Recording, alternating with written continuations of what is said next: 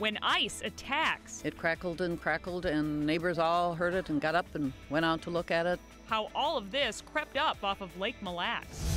And a big meltdown is on its way. How soon we'll see 90 degrees.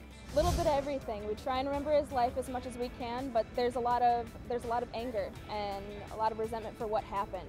The innocent motorcyclist and the man accused of shooting at police. New details about both of their last moments. Plus, springtime for many means the sniffles, but it can for your pet too. How to know if you should visit the vet. Now, from Minnesota's most watched station, this is WCCO 4 News. We are on the eve of what could be an historic day in Minnesota. Thanks for joining us. I'm Jason DeRusha. And I'm Liz Collin. The Minnesota Senate will vote on a bill that would legalize same-sex marriages starting at noon tomorrow. If passed, Governor Mark Dayton says he would sign it into law. That would make Minnesota the 12th state to do so. On Thursday, the House passed the measure in a 75-59 vote. Tomorrow, both supporters and opponents will pack the Capitol to watch what happens. That is where we find Reg Chapman tonight. And Reg, I know you spoke with some people who hope this bill means they can finally say, I do. Jason and Liz, lawmakers say the vote has the support to pass the Senate tomorrow. Sources inside the Capitol tell WCCO that 40 lawmakers say they will say yes, while there are some people opposed tonight. One same-sex couple told me they've waited years for this moment.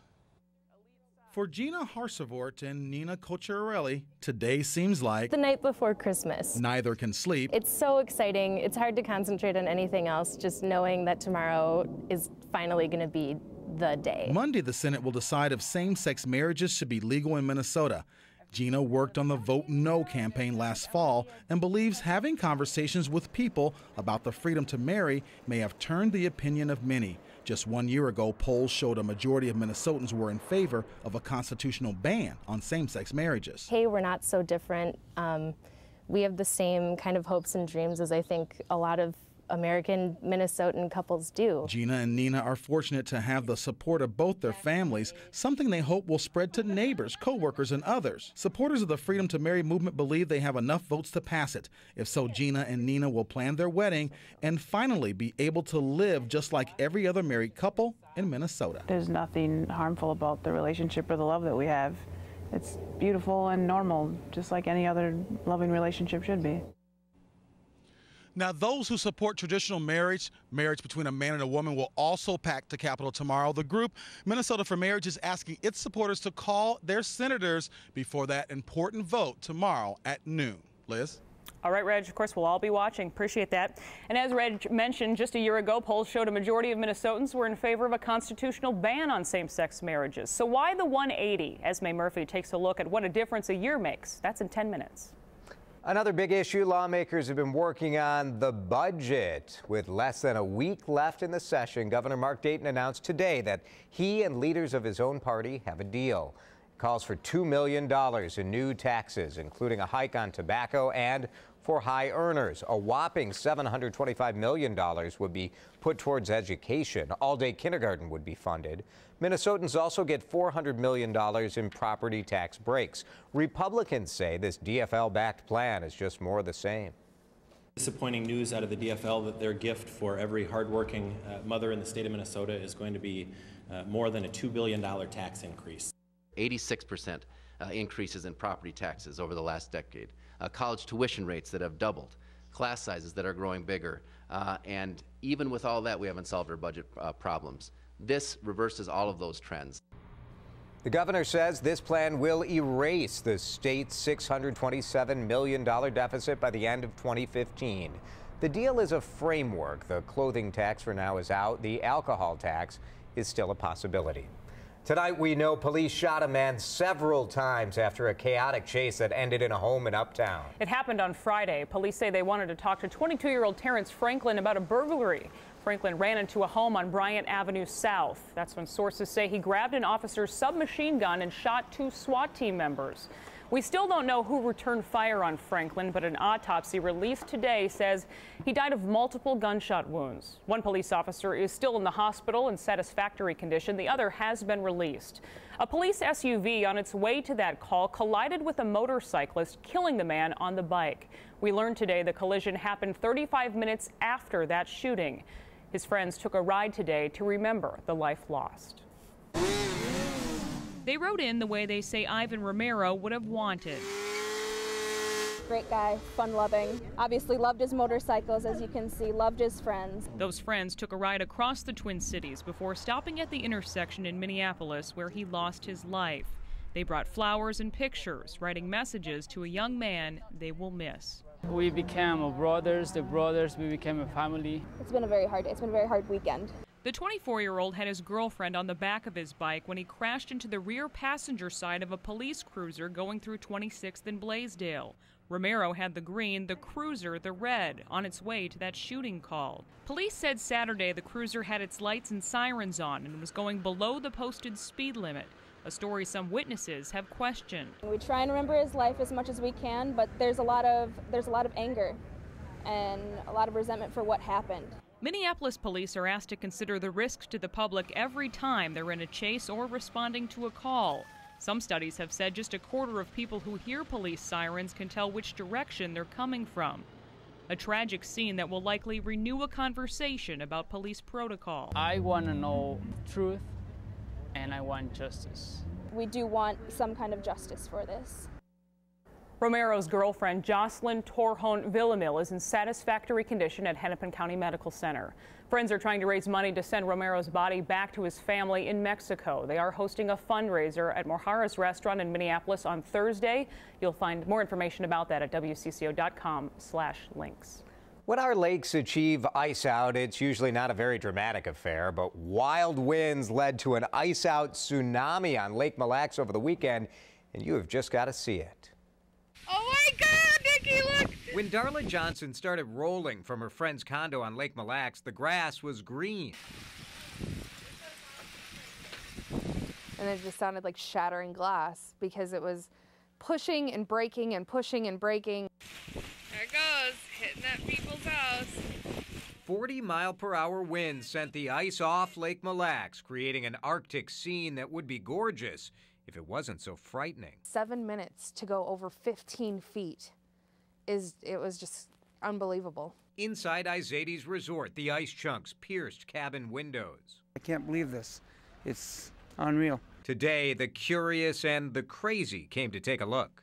It's huge, and some of the ice is like 12 inches thick, and it's just slabs, but then otherwise it's covered up half the trees. DNR bulldozers move the ice away from the foundation so they don't flood when it melts. Well, I think it's amazing. But people tell a lot of stories about fishing Lake Mille Lacs. It crackled and crackled. The true story about Ice Out 2013 might top them all. My husband thought about getting on top of it and riding it. It's probably good he didn't do that. All of this ice and whatever is left on the lakes, it's going to be gone soon. Ahead in weather, Lauren will tell us how quickly we'll go from wearing sweatshirts to sweating. A new lawsuit sheds light on the prescription drug problem a former Wild player suffered before accidentally overdosing. Now his family is suing the NHL. Derek Boogaard was an enforcer for the Wild from 2005 to 2010. He died in 2011 in his Minneapolis apartment from an overdose of prescription pills and alcohol. According to the lawsuit, in the 2008 season alone, Boogaard received more than 1,000 pills from Minnesota Wild doctors, trainers, and staff. His addiction was so strong, the lawsuit claims he'd often take 10 painkillers or sleeping pills a day. Boogaard was in the NHL's drug treatment program, but lawyers say he still continued to receive prescriptions for pain pills. The lawsuit blames the Hockey League for not warning Boogaard of the increased risk for being a fighter on the ice and claims it didn't do enough to monitor his prescriptions or properly share medical records to NHL doctors. We did reach out to the Wild tonight. A spokesman told us the team had no comment on the lawsuit. Itching, sneezing, watery eyes. It's not just people who are suffering from allergies this season. Their pets are too. We'll show you the symptoms to look for and some tips to get your family pet some relief. And from the threat of a ban to now making it legal, a lot has changed in a year for the same-sex marriage debate. We'll break down what happened. And then after the show on Rosen's Sports Sunday. Rosie?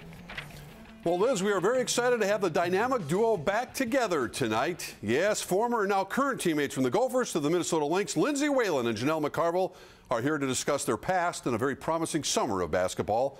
The show starts right after the news.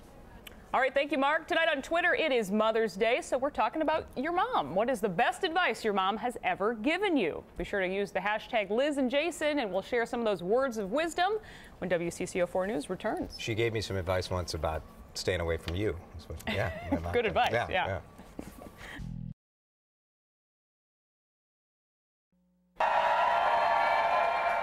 Last week, the Minnesota House made a historic move, passing a bill that would legalize same-sex marriages. Tomorrow, the Senate is expected to do the same. Governor Mark Dayton has already said he will sign the measure into law. It's a remarkable turnaround from a year ago when early polls showed a majority of Minnesotans ready to vote in favor of a constitutional ban on gay unions. So what's happened? Esme Murphy takes a look in tonight's Talking Points. What a difference a year makes. For a time last year, it looked like Minnesota voters were going to approve a constitutional amendment to ban gay marriage. But the marriage amendment not only went down to defeat, it's been widely blamed for a backlash that led to Republicans losing majorities in both the Minnesota House and Senate. With Democrats in control of the governor's office as well as the legislature, supporters realized they might never have a better chance. The vote in the Minnesota House last week was supposed to be close, but in the end, the bill legalizing gay unions passed by a comfortable margin, with even 4 House Republicans voting in favor. House Speaker Paul Thiessen appeared on WCCO Sunday morning. From the beginning, people thought it could pass the Senate. So I think, in a day or two, Minnesota will become the 12th state, but maybe more importantly, the first state in the Midwest to actually vote to legalize same-sex marriage. Iowa has it as a result of a court decision. But I think this vote here in Minnesota makes it truly a national phenomenon. The measure is expected to pass the Minnesota Senate easily, but Republicans have a warning. They point to polls showing that most Minnesotans do not favor legalizing gay unions, and they predict that Democrats will pay for overreaching in 2014 when the governor and the entire Minnesota House are up for re-election. You can watch WCCO Sunday Morning with Esme Murphy and Matt Brickman every Sunday at 6 and again at 10:30. Sniffles, sneezing, and runny, itchy eyes. We know it. It is allergy season. But it's not just us suffering. Our dogs are also prone to allergies. In fact, the University of Minnesota Veterinary School says it's the most common diagnosis they treat. WCCO's Jamie Yukas shows us how to spot the symptoms and what can be done to treat our pets. You sit, sit pretty. Foxy, Mitzi, and Bambi Girl. run this house. She's been the love of our life. But at 15, it's Foxy who steals everyone's heart. She's the elder of our 3 dogs. She's lost most of her hearing and eyesight, but that's not the worst ailment. Foxy has seasonal allergies. Something owner Lene Pravard dreads every summer. She's constantly scratching and itching and just in misery. Foxy isn't alone. Hi, boy. How are you?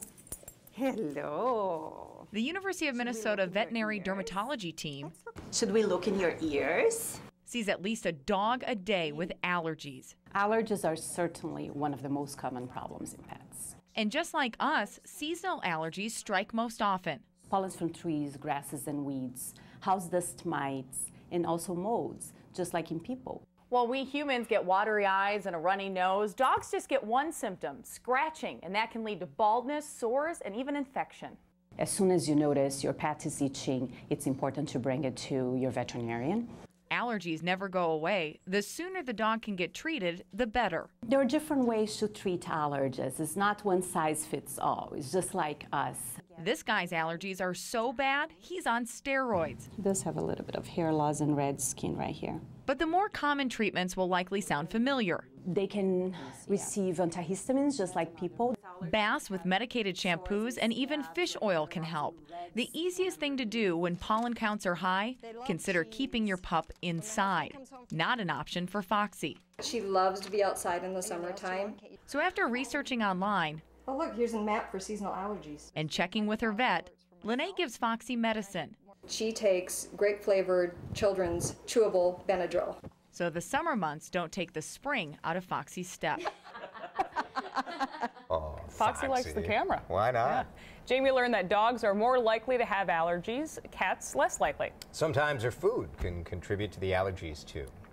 Thousands of people threw on an extra layer and a pair of tennis shoes to honor the women in their lives this morning. That's Sea of Pink from the Susan G. Komen Race for the Cure. Huge crowd out there outside Mall of America.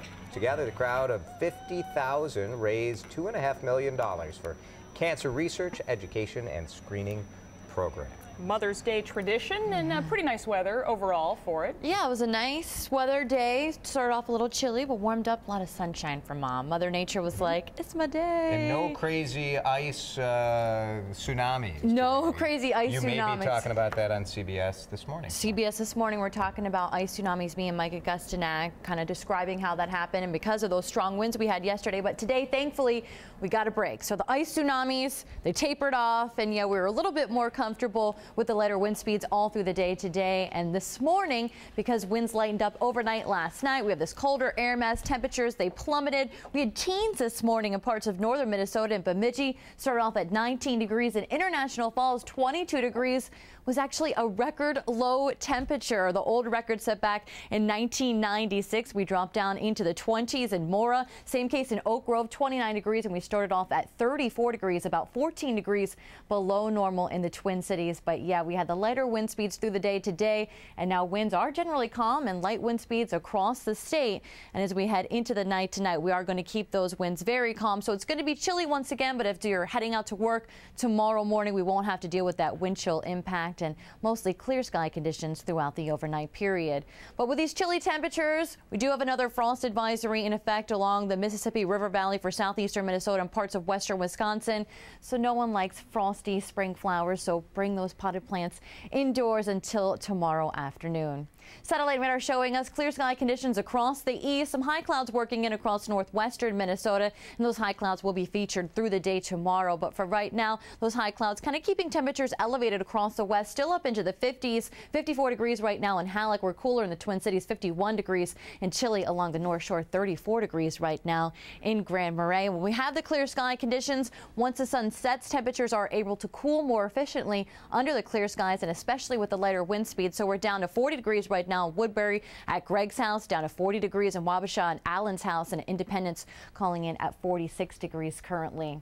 But look at the weather that's upwind. Warmer temperatures, and they're moving eastbound and will be arriving in our backyard starting tomorrow. So the warm up is going to begin. Still 77 degrees in Billings, Montana. It was in the 90s today, and we might get a taste of 90s on Tuesday. But for tomorrow, we'll be up near 70 degrees. High clouds, they could be dense at times, blocking out some sunshine. Could even see a few sprinkles in the afternoon. And then on Tuesday, 89 degrees is where we're headed. We will likely see 90s across parts of southwestern Minnesota. I think it will be sunny for most of the day, but we do have a chance at seeing a few isolated thunderstorms popping up. And if we do get storms to pop up, they could be on the stronger side. So keep an eye to the sky Tuesday afternoon. But the heat will start to move in tomorrow for parts of western Minnesota. Again, in the Twin Cities and especially across parts of western Wisconsin will be a little bit cooler. Highs across western Wisconsin just near 60 degrees. But then that intense heat arrives on Tuesday, 89 degrees, and then we cool things off a little bit, but still well above normal. Temperatures in the 70s all the way through the long range, and looks like next weekend is shaping up to be a little wet and stormy, and potentially we could see some severe weather, something to keep an eye on for next weekend. But above normal, beautiful thing. We like it. Yeah, thanks Lauren. Sure. The Twins have played better than most everyone expected. Yeah, unfortunately, though, their bats were silenced on Mother's Day at Target Field against Baltimore. Mark Rosen has more coming up next.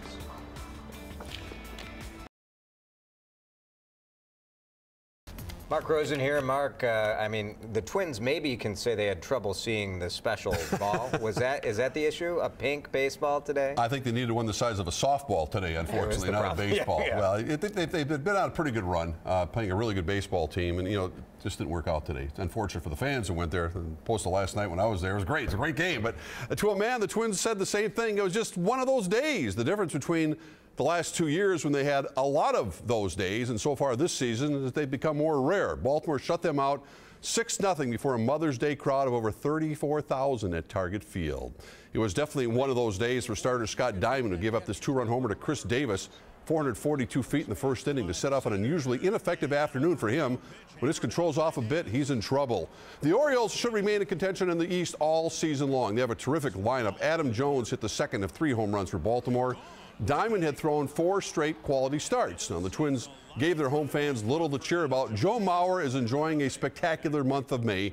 2 more hits today, 10 doubles in his last 8 games, upping his average to 341. But after scoring 8 in a comeback win last night, they were shut out today, as I mentioned, 6-0 the final. The Twins are still in pretty decent shape, playing at .500 and only 2.5 games back of the first-place Tigers and Indians. Last place Chicago's here tomorrow night. Diamond said they ate them up out there today. It was frustrating. You know, I definitely left a lot of balls up in the zone today and paid for it. So, you know, I was struggling to get a grip on the ball a little bit, and it just seemed like I was pushing a lot of pitches rather than trying to stay on top of them, and tried to make an adjustment as the game went on and really just continued to struggle. The Gopher women's softball team lost to Wisconsin 9-3 in the Big Ten championship game in Lincoln, Nebraska this afternoon. Minnesota dropped to 35-17 overall, but the good news, they have qualified for the NCAA regional tournament. They will face the University of Hawaii in Seattle, Washington next Friday. Wisconsin gets the automatic bid by virtue of their win today.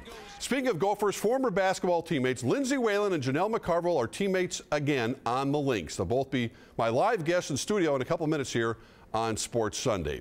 They are far from friends. They weren't playing in the final group, but the battle between eventual winner Tiger Woods and Sergio Garcia was tense until Garcia went all tin cup on the bit, knocking 2 shots into the water on the par 3 17th hole. Woods won the Players' Championship for the first time since 2001, playing as well as he had to, closing with a 2-under 70. Tiger was in the group ahead of Garcia, and it all came unraveled on that infamous 17th hole. This was an epic meltdown. His wedge splashed down way short of the green, and that was just the beginning of his troubles. He did it again, finishing with a quadruple bogey 7. In fact, Garcia took 13 shots to cover the final 2 holes, going from a chance to win it to falling all the way to 8th place. Well, don't write off the kids at Golden State just yet, led by the energetic threesome of Jarrett Jack, Harrison Barnes, and of course Steph Curry. The Warriors rallied to stun the Spurs 97-87 in overtime to even their best-of-7 series at 2 apiece. Just when it appeared San Antonio had control of this game, the Warriors rallied, also with the help of Klay Thompson, the son of former Gopher great Michael Thompson. Game 5 is Tuesday night back in San Antonio. A wild final 10 seconds at Madison Square Garden as the New York Rangers and goalie Henrik Lundqvist forced a Game 7 against Washington with a 1-0 win. The Caps pulled their goalie, nearly tied it. Then it was marred by a melee in the corner after the final buzzer had sounded. The Rangers had stayed out of the penalty box the entire game. Yeah, Game 7 tomorrow night in Washington. Looks like they're getting warmed up for that one. Jeez, I'd say. A lot of Game 7s going on, so look forward to that. Thank you, Mark. Okay. Great advice from moms when we return.